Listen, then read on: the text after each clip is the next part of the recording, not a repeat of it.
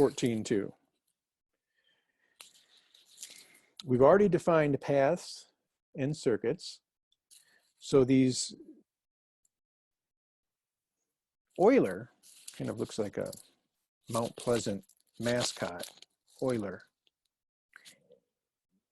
It's pronounced like Euler, someone who deals in the oil field, works in the oil field. It's called an Euler.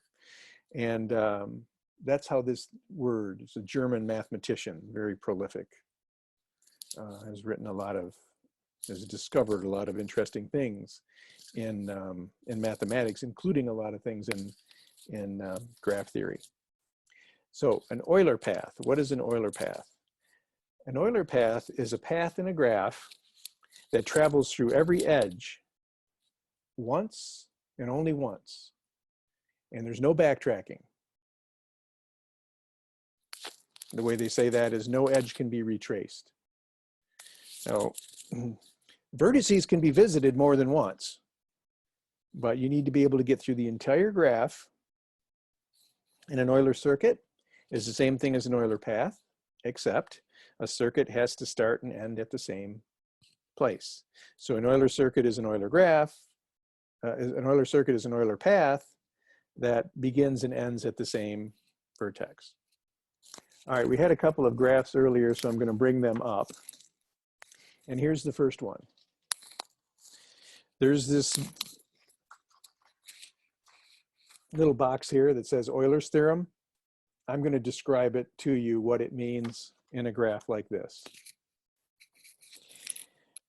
What you do, and it uses the degrees. So the first thing you have to do to decide if there's an Euler path or an Euler circuit is to identify the degree of each vertex. If only two odd vertices, like this one, then there exists, might be hard to find, but there exists an Euler path.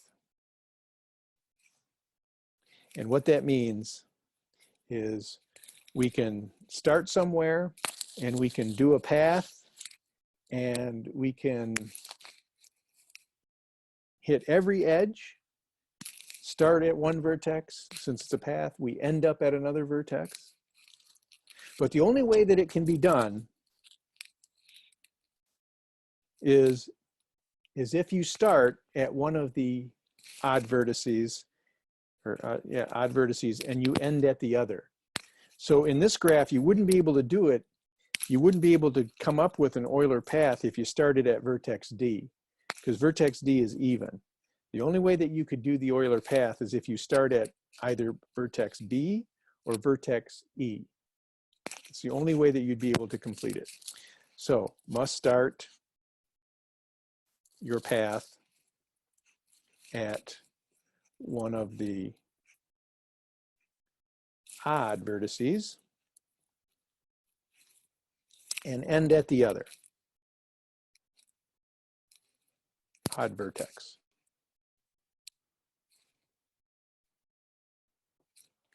If you start at one of the even vertices, you'll never be able to complete the Euler graph. All right, so let's do it.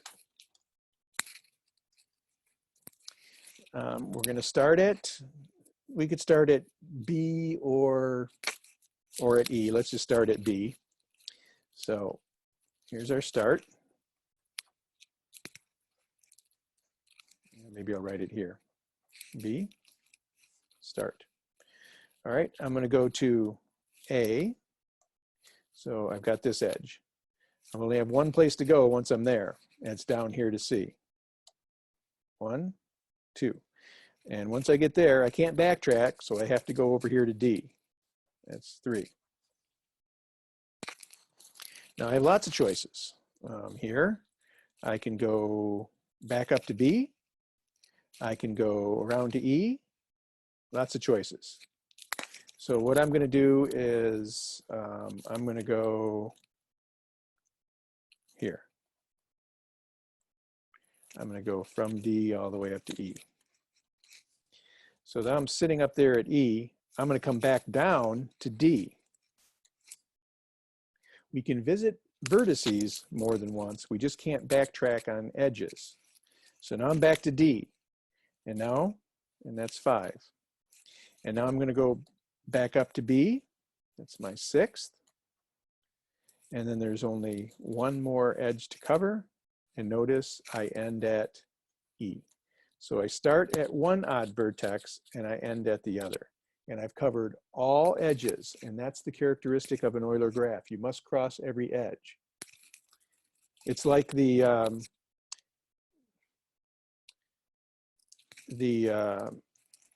newspaper guy, right? I mean, the newspaper guy, presumably in a busy area, will have to deliver newspapers on either streets. Some of these newspaper people, they throw papers just in driveways. And so they can throw papers on each driveway. And this is kind of the route that they take. They have to have some kind of an Euler path because they have to go down every street. Presumably they have customers on every street. And they certainly don't want to backtrack on those streets because if they backtrack, they're wasting money, driving more than they need to. All right, so that's an Euler path. Now,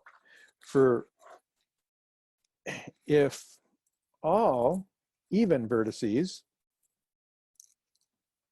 if you have a graph with all even vertices, like this one that we did, then, by the way, I should say, if you have two odd vertices, no Euler circuit exists.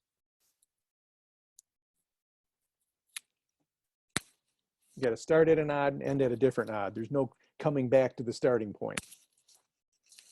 If you have all even vertices, then an Euler circuit exists.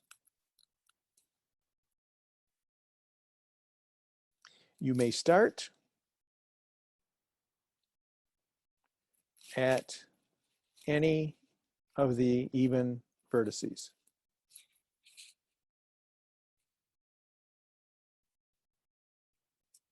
And of course, since it's a circuit, you will also end at that same vertex.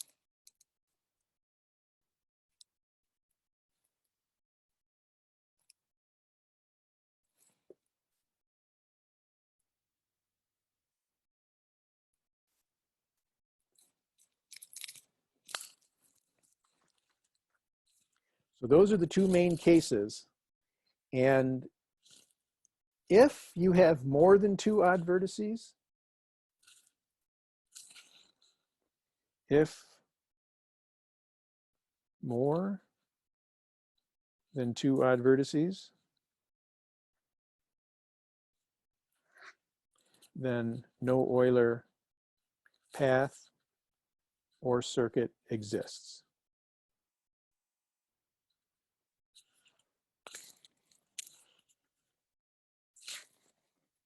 And that's basically what they're calling the Euler's theorem here.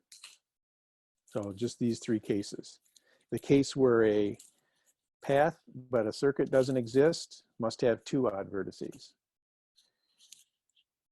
Circuits exist if you have all even vertices, and then neither one would exist. There's no Euler circuit or Euler path if you have more than two odd vertices. Okay, so it says use trial and error, but we can decide whether there's an Euler path or an Euler circuit here to know before we even attempt it.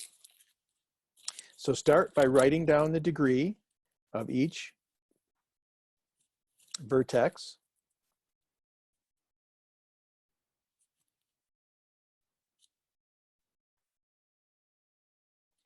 Now, I don't know if you remember, but I remember doing this as a kid, you know, try to draw this entire picture without lifting your pencil from the paper. That's kind of the idea here.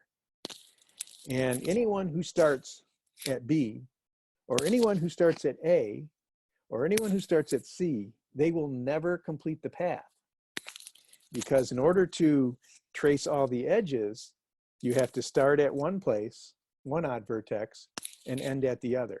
Just having that information will lead you to the path pretty quickly. So you can start here and end here, but you're not going to have any circuits. No Euler circuits. Just associate Euler with traversing every single edge. And then here's kind of an algorithm that's kind of spell out what we did. It's kind of, you know, where do you start if you want to draw an Euler path? And we kind of talked about that. If the graph has exactly 2 odd vertices like this one, then choose one of the odd vertices as the starting point. If it has no odd vertices, and then therefore has an Euler circuit, then you can choose any starting point. And here's what they recommend. It's not always going to work, but this is what they recommend. Number of the edges as you trace through the graph, following these rules. After you've traveled over an edge, erase it. This is because, you know, once you travel the edge, you can't retravel it. You can't retrace it. It can only be traveled once. Show the erased edges as dashed lines. When faced with a choice, this is probably the more important step. When faced with a choice of edges to trace, choose an edge that is not a bridge. Did I define bridge? I don't think I did. Well, a bridge is an edge that, if removed, creates a disconnected graph. So never travel over a bridge. So I think I gave you this picture here, something like this. Let's say this was your graph. What we would say is that this edge CD is a bridge. Because if we remove it, let's imagine that edge is not there, then it's going to create a disconnected graph. So what this Fleury's algorithm down here is saying is that if you have a choice, just make sure you don't go along a bridge. Just don't travel along a bridge. Let that be your kind of your last thing to do. All right, so then you get some practice, and we've pretty much gone through the big theorem of this section being Euler's, and then just, you know, get in the habit of writing down the degrees, and then based on the degree numbers alone, you can decide if there's an Euler path or an Euler circuit. Is there an Euler path here?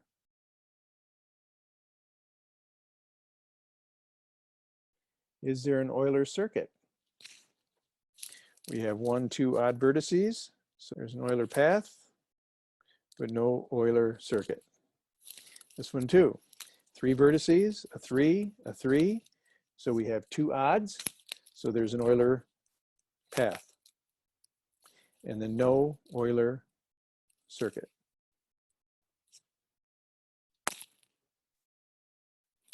This one here, 2, 2, 6, 2, 2, and 2, all evens. So there's both an Euler path that you can find and an Euler circuit. So here, here, here, here, here, here, here, and here. It's